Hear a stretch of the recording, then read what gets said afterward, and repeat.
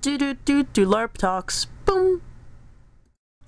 Hey guys, it's Nana again. Today we're going to be talking about a topic that's going to step on a few people's toes. It's character backstory, which a lot of people are very sensitive about because it is their baby and their creation, and development of said character.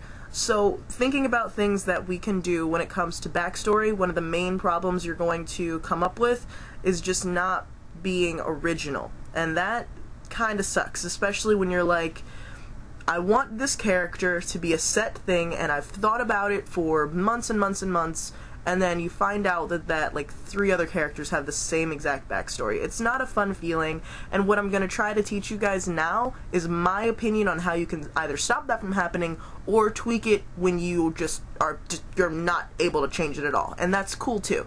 If you want to be like stalwart and true to the character's dynamic at the core, that's cool, dude. Do you. But what we're gonna go through today is how we can make a little bit more of an original backstory and a little bit cooler of a development of the character. So without further ado, these are some tips on how to make a cool backstory and how to develop that character into something that you want to be or see in the future. Step number 1, if it's probably the first thing you think of when it comes to your character backstory, i.e. they came from a small town and their village was hazed to the ground by insert race here or insert kingdom here, most likely that's already been taken. I'm not saying you can't do it, because, you know, crappy things happen in LARP worlds, and usually kingdoms and entire villages get sacked by, you know, crazy people, and that's okay, that happens. But be like knowledgeable, be understanding that it has happened to other people.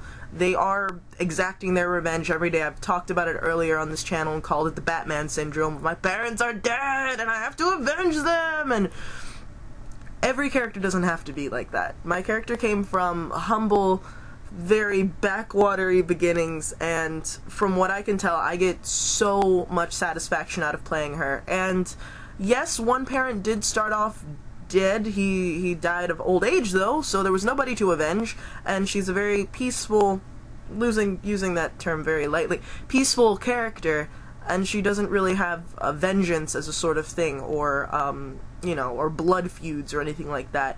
But if you want for that to be your character, for your character to pretty much stay in the corner of the inn and pull a cowl over his head and sip tea and watch everybody else from the corners, you can do that. I'm not saying that you can't, but just be worried that other people will be doing that in all other corners of the inn. It's just a thing that I've seen. I'm not saying you can't do it, but just be kind of expecting of other people to do it, because it is a widely known thing. When people first want to come to LARP, they want to come as Aragorn. They want to come as, you know, Jon Snow. They want to come as the bastard son of a kingdom, or the long-lost prince of a kingdom, or the long-lost princess, or a thief trader, or a child who grew up on the streets and has got nothing left to lose. Those are things that we see a lot in LARP. And I'm not saying, again, not saying it's a bad thing, I'm just saying that with your character, with your potential to be a LARPer, you could think of something new, something that, like, people haven't seen before.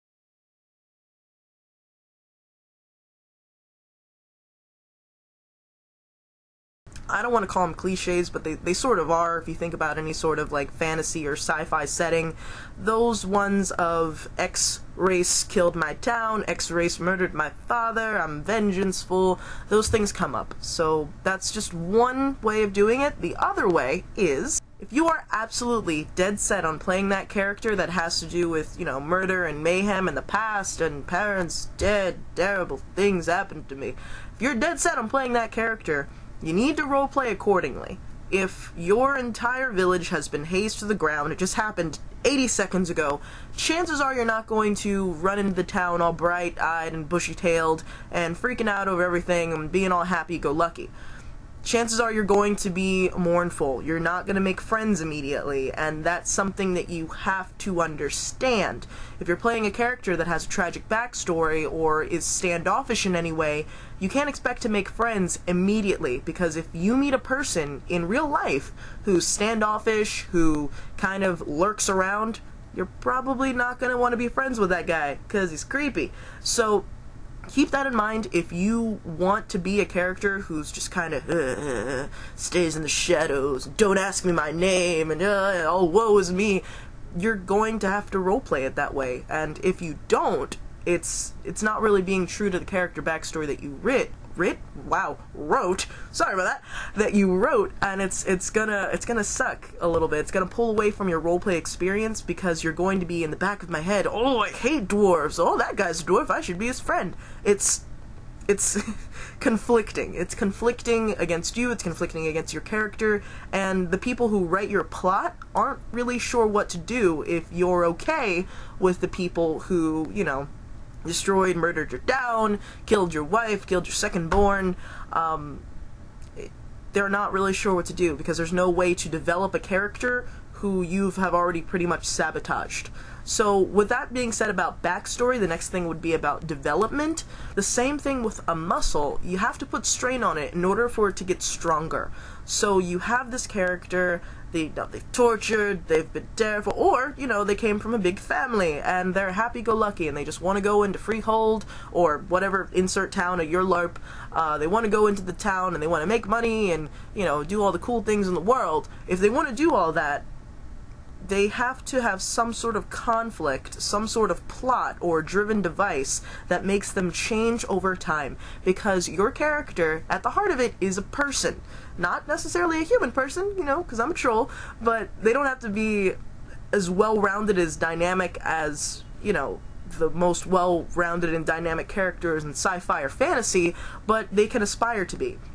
So if your character has a double life, or some sort of, you know, secret that they want to keep from everybody else, hoard that and keep it safe, and start acting a little bit, you know, confused or scared or nervous when anything akin to that secret comes up.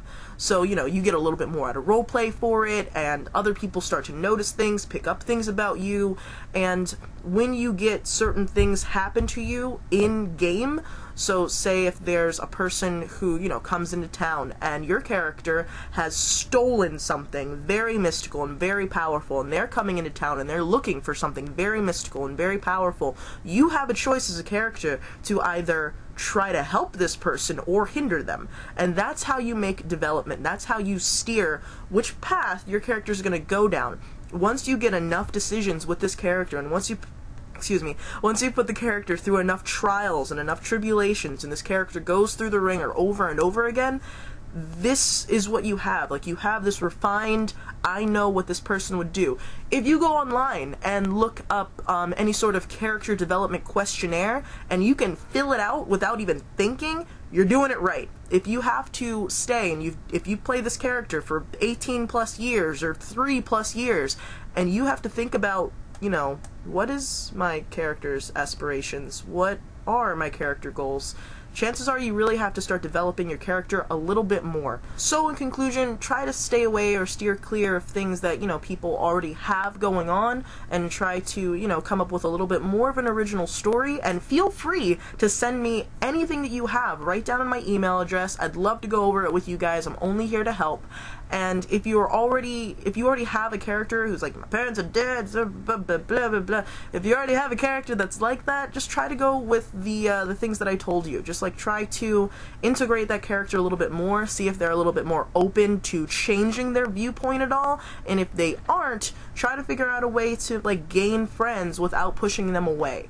And again, if you have any questions or anything at all about how I feel about this, because this is all just my opinion, I'm not saying you guys have to do anything the way I say it, but please send it to my email address or my Tumblr. It's right down there in the comments section. If you guys aren't doing anything on Sunday and you're in the New Jersey area and you've always thought about LARPing, please look down in the description and check out our park promotion. We're having a park promotion in Swedesboro this coming Sunday. So we're just going to be telling people how we LARP and things like that at 7th Kingdom. And then 7th Kingdom's April event is going to be not this weekend, but the weekend after that, and I will hopefully be making a video before then. So you guys have an awesome day. I hope to see you at Swedesboro. All the information's down there, or at 7th Kingdom. Hope to see you there too. And again, if you need new gear, 7th Kingdom players, you get 20% off of LARPing.org shop. So all the information's right down there. You guys have an awesome day.